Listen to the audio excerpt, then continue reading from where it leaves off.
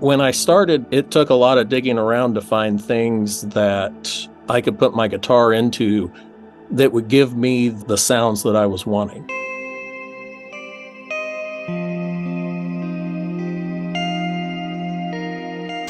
Good morning, everyone. Welcome to this Prog Dog podcast. I have a very special guest today. It's Jeff Pearce, who is I would call him an ambient guitarist. I don't know if that's the correct label, but how do you feel That's with that good one? enough. Yeah. Yeah, and you've got a lot of albums out. Jeff Pearce, an Indiana-based ambient new age musician. He's been called one of the top 2 electronic guitarists of all time by AllMusic, while reviewer John Dilberto wrote in Billboard magazine that Pearce is one of the best guitarists to follow the solo electric guitar concept. So it says you started when you were 13 years old. You discovered Brian Eno and Harold Budd in college. You've got an album starting with Tenderness and Fatality. That's 1993. And you've got a whole long list of albums you've put out. I've got a couple of them. Which ones? I'll show you. I've got From the Darker Seasons, right, and from Skies and Stars. And it's a fascinating genre, this what you're doing. And the fact that you started back in the early 90s, I would say you're pretty much ahead of the curve. Was anyone doing this kind of thing back then, other than you? Well, I think if you, I guess, go back further to me to Robert Fripp. I mean, he was doing a lot of Frippertronics type stuff. And I say this to my embarrassment. I grew up, of course, I was familiar with King Crimson, but I was not as familiar with Robert Fripp's solo work. So it wasn't until I think actually my second album, The Hidden Rift, came out that I started listening to his solo work. And I've told people I'm glad that I had a couple of albums out before I started listening to Robert Fripp's solo work, because if I would have heard that before my first album came out, I wouldn't have put it out. It's like this is impossible to top. This is some great stuff. So yeah, he was doing that. Michael Brook was doing some of that. He was more integrating it with keyboards and percussion. But what I was doing was pretty much more aimed towards ambience, delays and reverbs kind of surrounding, hopefully engaging melodic concepts. One interesting thing about what you're doing, so basically if somebody's new and they're watching this podcast, they don't know much about what you're doing, how would you just describe what you do? I've told people everything from it's like Pink Floyd without the vocals and drums. It's kind of divided into 2 parts. There are more melodic aspects of what I do, and then there's more ambient, to where you really you can't tell it's a guitar at that point. And it's interesting you held up those 2 albums because those are pretty representative of the 2 kinds of ambient guitar that I do. From the Darker Seasons, it's a lot more melodic, and Skies and Stars, it's just pure space music, ambient type stuff. There's nothing on there that sounds like a traditional electric guitar. This is the other thing that's fascinating to me about this genre, where it's one guitar is sitting down, surrounding yourself with effects pedals, and certainly you mentioned Fripp. Yeah, he was definitely ahead of the curve there, curve. But back then, I mean, there weren't as many pedals. It seems as that there's a real renaissance of pedals right now, isn't there? Yeah. And when I started, I started doing this stuff in the late 80s. Guitar pedals that were around were delay, chorus, and distortion. And if you were lucky, a company put out kind of a garbage sounding reverb pedal. And I really had to go looking around at more keyboard oriented music stores for things like reverb effects units and mixers to where I could tie all these units in together. And then, yeah, it really seemed like with maybe the post-rock stuff, some of these companies decided, well, hey, these guys are guitar players. Let's give them some really nice studio quality effects in Stompbox, format. And yeah, there's so much more. I would have 30 years ago, if I would have had access to some of this stuff, I don't know if I ever would have put out an album. I would have just been switching presets and, oh, this sounds cool, and let me try. Oh, this sounds cool too. And next thing you know, 6 months has gone by. So when I started, it took a lot of digging around to find things that I could put my guitar into that would give me the sounds that I was wanting. That's interesting. Back in the mid 80s, I remember picking up a rack effect. That was sort of how you had to go if you wanted some higher quality effects. Like I had the SDE 2500, I think it was called. Yeah. And because I don't think there was really sort of a digital high quality sounding delay even back in the mid 80s already. So yeah, and those were good units. But then you kind of fell into a space to where I've got a good delay. Now I need to get a good reverb. And okay, is my delay going to work with my reverb? Are they going to be compatible? Are they going to produce a pleasant sound together? And I remember so many times being disappointed that I would get a rack reverb, and the frequencies just did not go well with the things I was plugging into it. That on its own it was fine, and that's hardly an issue anymore with anything. And in fact, I enjoy when I get new boxes, hooking them into boxes from other companies and seeing what you come up with, because a lot of these companies are kind of standalone now. A place like Strymon, they've got a great reverb and they've got great chorus pedals and delay pedals and all of that. And it would just be easy to plug all those in together. But, why not run a Strymon into an Eventide or, go nuts, anything like that. One of the things I really appreciate about these albums, I work midnight shifts, so sometimes I get home and there's some noise in the house and I have to kind of block it out. So I usually put on one of these CDs and just blast it off of my bedroom CD player there. And it helps me get to sleep because it gives you an ambient creation, which is sort of lends itself to closing your eyes basically and enjoying it and really seeping into it. Yeah. And, well, have you been to my infiniteambient.com website?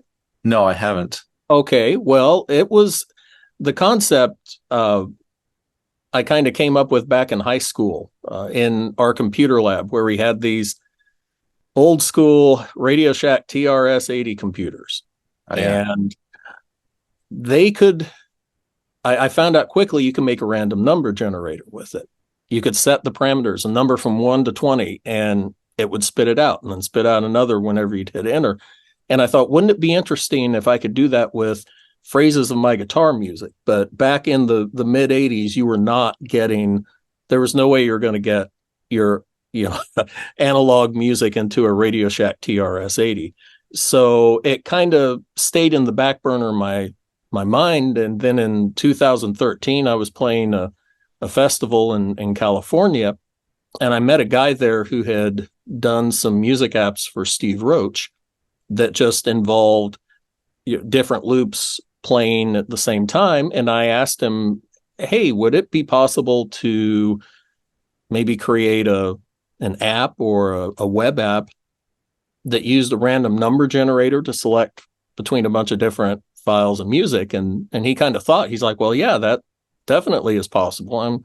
I'm surprised that hasn't been done yet.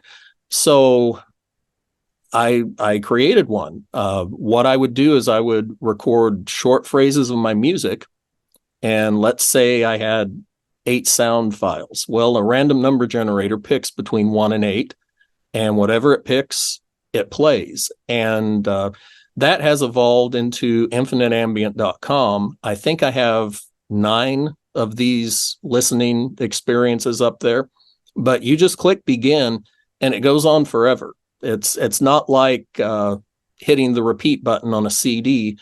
Eventually a CD will fade down at the end and then start back up again. This is just seamless, and it goes on as long as you can tolerate it. So, Cool. so there's a website. I also have iOS and Android apps, and we also have a tvOS app for Apple TV, and just got an Amazon Fire app set up. So for people that have the Amazon Fire sticks and all of that, yeah, it's pretty good for sleeping. I can look at my web stats and see when I get the most visits. And on East Coast time, it's almost always between 11 p.m.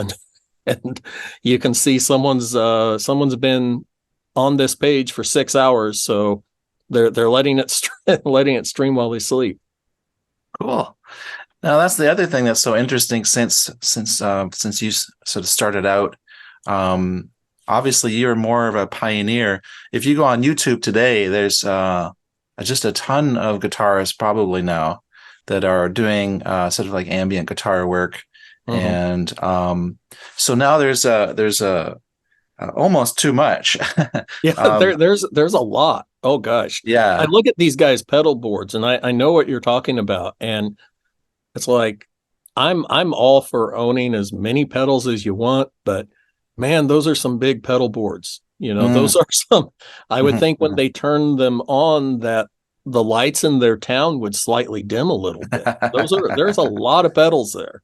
Yeah. I had a question. You worked with William Ackerman on one of his albums, and it was nominated for a Grammy Award. And I just wondered if you could tell me a little bit about that. There's really not much to tell. I got in touch with Will back in 2002.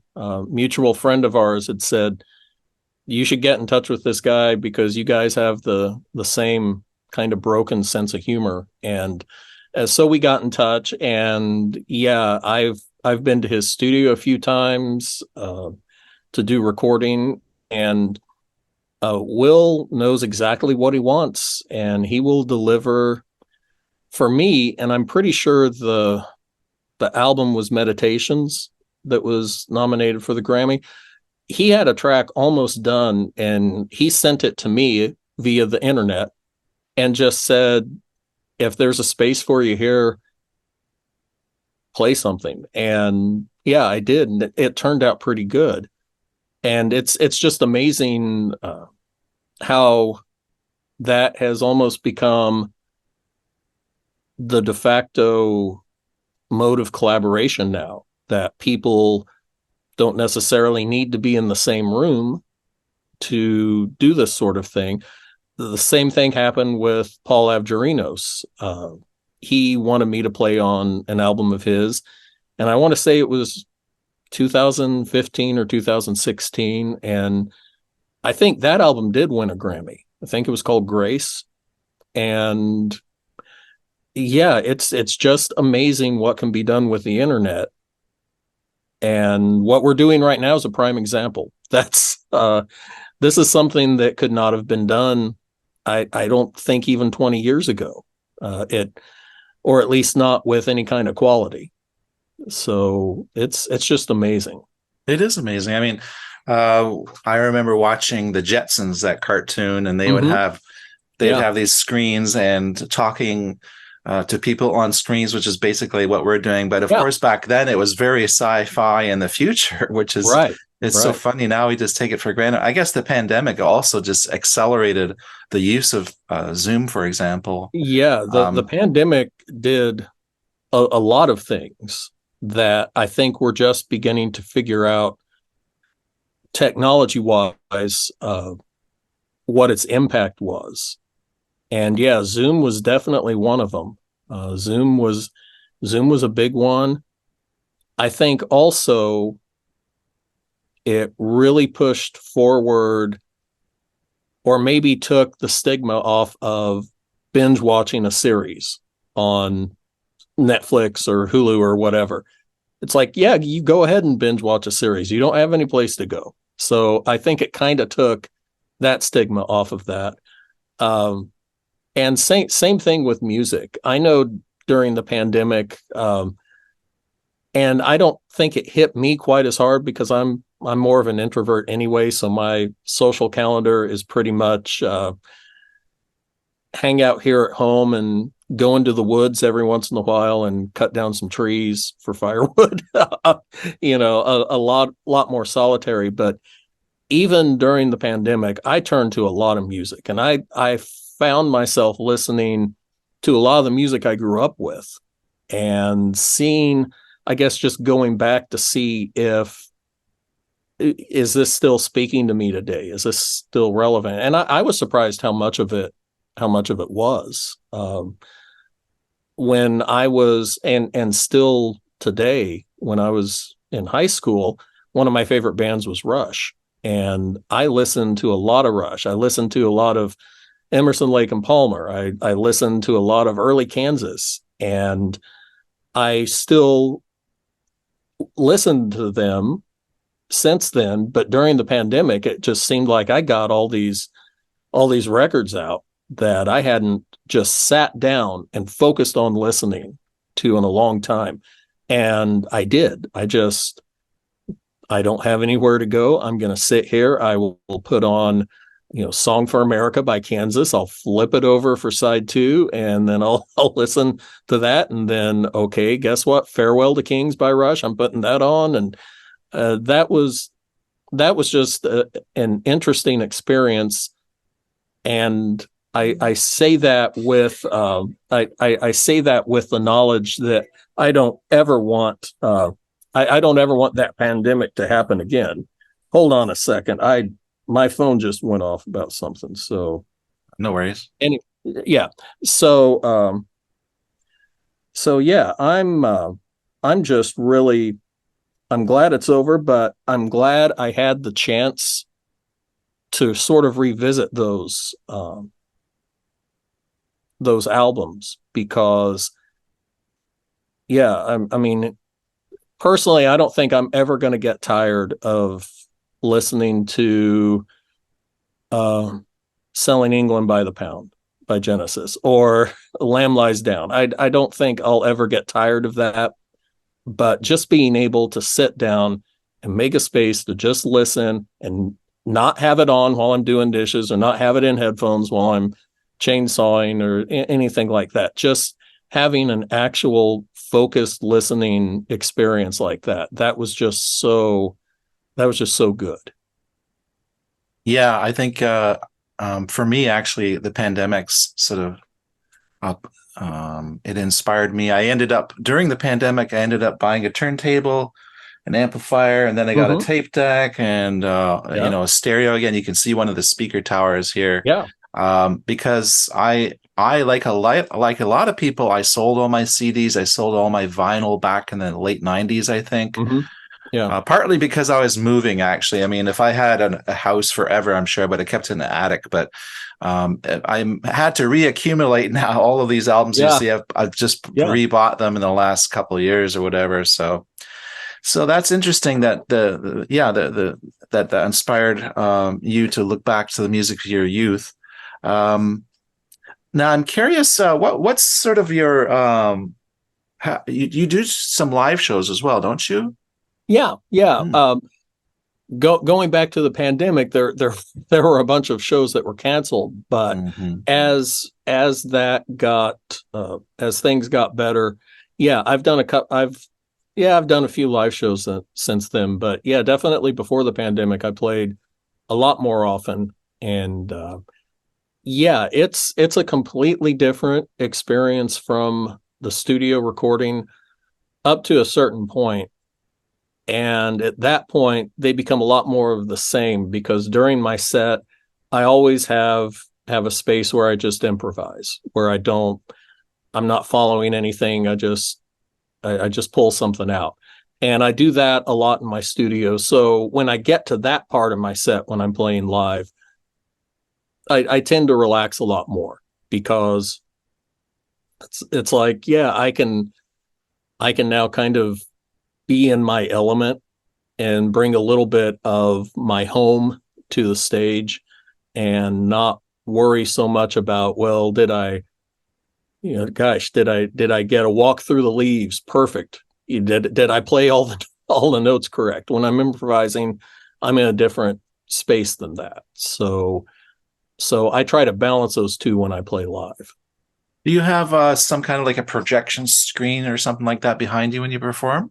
It often depends on the venue. I don't take anything like that with me, because sometimes I don't know what resources they're going to have available, power-wise or even personnel-wise, to put a screen up. The last concert I played in May, it was in May in Philadelphia. They just had a screen set up, and they had someone there doing visuals while I played. And initially I thought, well, gosh, I hope, there's no flying toasters go by behind my head or anything like that. But it just turned out wonderful. They did a great job. The person doing that had listened to my music. So it was all very, it was all very spacious and amorphous, and it was beautiful. When I look back on the YouTube video that they had shot for that, it was like, wow, okay, this looks really good. I'm glad they did that. I am curious, because your podcast is more prog oriented. I'm curious how you kind of found my music, because I think some people wouldn't see the connection between what I do and prog music. That's an interesting point. Well, yeah, I don't know if I'm going to be able to pinpoint when I just sort of discovered sort of ambient stuff like your music. My first interest in prog was in the late 70s, when my brother brought home some Tangerine Dream. Oh, and yeah, well, you probably know there's Tangerine okay. Dream. Okay. Well, there you go. That answers the question, because Tangerine Dream, they could weave in and out of everything, sequencer electronic stuff to a lot more ambient stuff. And okay, yeah. And also Mike Oldfield was another one. Oh, yeah. And I think actually one of the things that I was hungry for as a young kid, I'd heard some synthesizer music. I know there's that Popcorn song by, I forget who did it. Boop, Yeah. boop, boop, boop, Mm-hmm. boop, that one. Yeah. And I remember just sort of being, I want to hear electronic synthesizers. I want to hear just anything with synthesizers. Yeah. So when my brother discovered Tangerine Dream, and then I guess that kind of led into like Mike Oldfield and prog. A lot of prog is, synthesizer focused ELP, Yeah. they're not as ambient or anything, but they always had sections of music that were very Exactly. ambient. Or yes, like Rick Wakeman, like little sections, yeah. Yeah, So, and that was one of the great things, because I kind of came of age, I guess, in the 80s. I was born in the late 60s. I lived in Northwest Missouri, and starting about age 15, I took guitar lessons in Omaha, Nebraska, and that was about a 90-minute drive. And when I got my driver's license, I started driving myself up once a week. And before going to the music store where I took guitar lessons, I'd stop by a record store. And that's something I think maybe people that are the age of my daughters, that are 21 and 26, they don't really appreciate how impactful a community record store was, because I would go in there, and after about 3 visits, I'd go in there and I'd buy a Rush cassette, so I could listen to it on my way home, or I'd buy Emerson, Lake and Palmer, or I'd buy Yes. And the guys behind the counter, these old guys who were, in fact, probably like 22-year-old college students, they were like, hey, so you like prog stuff? I'm like, yeah, I kind of like, I guess, I like early Kansas. And they're like, well, have you listened to Genesis? And at the time, Genesis for me was like the song That's All and Follow You, Follow Me. And I was like, no, I'm not really into the pop stuff. And these guys about fell all over themselves. It's like, no, you don't understand. That's not Genesis. You need to listen to, and I'm like, well, what would you recommend? And I remember these guys getting in almost an argument that one of them was like, oh, you have to get Lamb Lies Down on Broadway. That's the best one. The other one's like, no, Selling England by the Pound. That should be your first one. I was like, you know what? I've got a 90-minute drive, 90 minutes, 2 hours. I'll do Lamb Lies Down because that's the longer one, and that'll give me something to listen to. And the guys were like, okay, but if you don't like it, you bring it back next time you're in town, and we'll refund your money. And of course, I loved it. I loved every bit of it. And I came back, and then I got, let's see, I got Selling England by the Pound, and I think I also got Wind and Wuthering that day. And I really enjoyed that general period of Genesis, and I really, really got into Steve Hackett at that point. It's like just what a versatile guitar player, because you would hear everything from like solos to gentle stuff. And from there, I got into Voyage of the Acolyte and Spectral Mornings. It was just great how that all branched out. And then someone suggested listening to Anthony Phillips, and he had an album out that was really close. Now that I think back about it, it was really close to like some of the early Windham Hill acoustic music, to where you had an acoustic guitar and in such a quiet setting. And yeah, that was one thing, because you brought up Tangerine Dream, that a lot of the prog groups, yeah, you said it, they had quiet moments, and it was really easy to get into them. Now, I'm really fascinated to know how, like, I haven't heard your very first album, for example. I wish I'd checked it out now, but was it sort of similar to what you're doing now? Did you start off that way? Kind of. I was layering a lot of electric guitar parts, and hardly any distortion. It was all clean parts. And wow, there were not a lot of effects around back then for clean guitar. It almost required, well, you've got to have some kind of distortion in front. It's like, well, what if I don't want distortion? So I would use delays and reverbs and all of that. And it's a lot like what I'm doing now, in that I wanted to create a space that with the music was not too fast, but not too slow either. I had to find just that happy medium.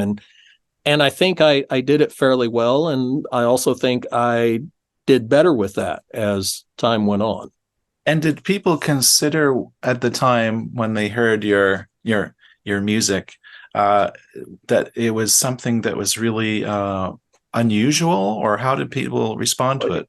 Well, yeah, some people, it was a little too unusual for some people. I remember, and keep in mind, this was in 1993, so the internet as we know it was not around. From other musicians that I was networking with, just having phone calls with, we would trade contacts, radio shows, and things like that. I had none at that time. I had no contacts to share. It was my first album. And so a friend recommended I send some CDs out to some of these radio stations. I never heard of them. And a couple of them, I think 3 of them actually, the CD was returned to me with, unopened and with a sticker on it saying, thanks, but we don't play guitar music. And I was like, wait, no, it's not just, it's all guitars, but it doesn't really sound like it. Ironically, two of the stations that picked it up and really liked it were the two bigger syndicated ambient music programs at the time, and that was Echoes and Music from the Hearts of Space. They had a national following, and they didn't care if it was all done with guitars. They liked that. They liked that it was not a standard album like they were sent. So so sometimes that works in your favor, but then other times, yeah, people are gonna, they're gonna be like, nope, it's a guitar, I can't do it. So now, have you ever had people who are saying, "Oh, you should get a singer or something, or get a drummer and do a band," because obviously it's a solo thing, really? Yeah. Yeah. People have suggested that, and I'll listen to any suggestion people make, because someone's going to have a good one someday, and I'll be like, wow, I'm glad I heard that. But yeah, I've heard everything. That early on I heard I needed to move to Nashville, and I'm in Indiana, so Nashville's not that far, I guess, but oh yeah, move to Nashville and your music career will take off. It's like, well, I don't think my kind of music would. And they'd say, well, no, but you would play Nashville music. You'd play country music. And I'd be so terrible at country music. Something a lot of people don't realize, that some of these country guitar players are just phenomenal. They are incredible guitar players. And I remember the first time I heard just like a full-on instrumental bluegrass ensemble. And in a lot of ways, it reminded me of Genesis. It reminded me of like a lot of the keyboard solos. Tony Banks, he'd be flying on that, and some of these guys with their mandolins, they'd be, doing just these impossible runs up and down the instrument. And it's like, okay, this is obviously a different kind of mood, but I appreciate the skill set needed to do that. And there was no way, if I went to Nashville, that I was ever going to be able to play like that. It just wouldn't happen. My brain is kind of wired differently than that. It's my home base is slow music. It just always has been. Yeah, and certainly, I really love these CDs. Well, thank you. I'll have to go back and check some of your earlier stuff. How has your music evolved over time, or changed? Have there been phases during your long career? That is a good question. I don't know if anyone's ever asked me that. I think over time, as I've experienced more life, because my first album was put out when I was 26. So I'm 56 now. And moving to where I live now, which is 5 acres of very secluded woods in west central Indiana, I think that made the biggest impact on me, because suddenly I've got a lot of space here. There are ravines, and there's a stream that runs through our property, and lots of hills, and great places to hike. And being able to take that time physically in that space has influenced greatly the music. I think it has slowed it down in some areas. I think it has also led me into compositionally a different place with, and I'm trying to say this without sounding nerdy. I might just have to sound nerdy. The chord progressions are a bit non-standard now. They sometimes skew towards maybe a broken kind of jazz in some ways. A lot of times, if I find myself just working a standard chord progression, I'll think to myself, no, I have to mess this up somehow. I have to put in an unexpected change here to take it somewhere else. And that was something I didn't do so much on my previous, maybe my first couple of albums. You could, if you were someone who was familiar with music, you could probably listen to some of those songs and kind of hear where they were going. Whereas in recent years, maybe you can do that, but oftentimes I will throw in a little diversion, kind of something you're not expecting. Like the whole, "No, Luke, I am your father." That came out of nowhere. Yeah. I remember, and that was like, wow, okay. So that was sort of the thing with the music too. If I find that it's getting a little too followable, I guess, for me, I will, as gently as possible, guide the song in a different direction. And that's for the composed ones. For the improvised ones, what happens is what happens. Well, thank you so much for this interview, Jeff. I'm going to be cut off in 1 minute and 21 seconds and because that's fine. I have that Zoom. I don't pay for it, so they only let you go for 40 minutes. But right. I find that's been pretty good length for all the interviews I've done, and this has been no exception. A very nice interview with you, and appreciate getting to know you. And hopefully, I appreciate your time. I absolutely do. And I like seeing your at there in the background on your speaker. Ah, yes. Yeah.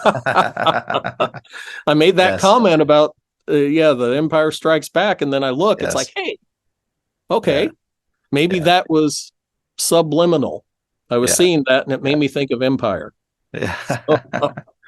And you said you're born in the late 60s, so I am too. So we line up in a lot of our growing up experiences in the music and everything. And it's been an interesting life so far, hasn't it? Lots of things, a lot of things happening during our lifetime, amazing changes. So there's that website you mentioned. I'm going to put that down below as well. So everyone, make sure you go check the links, check out Jeff's music. And thanks again, Jeff, for this interview. I really appreciate your time. Thanks. And you have a good time out there in the woods now. I will. And you have a good time too. Okay. Bye-bye. See you later. Bye-bye.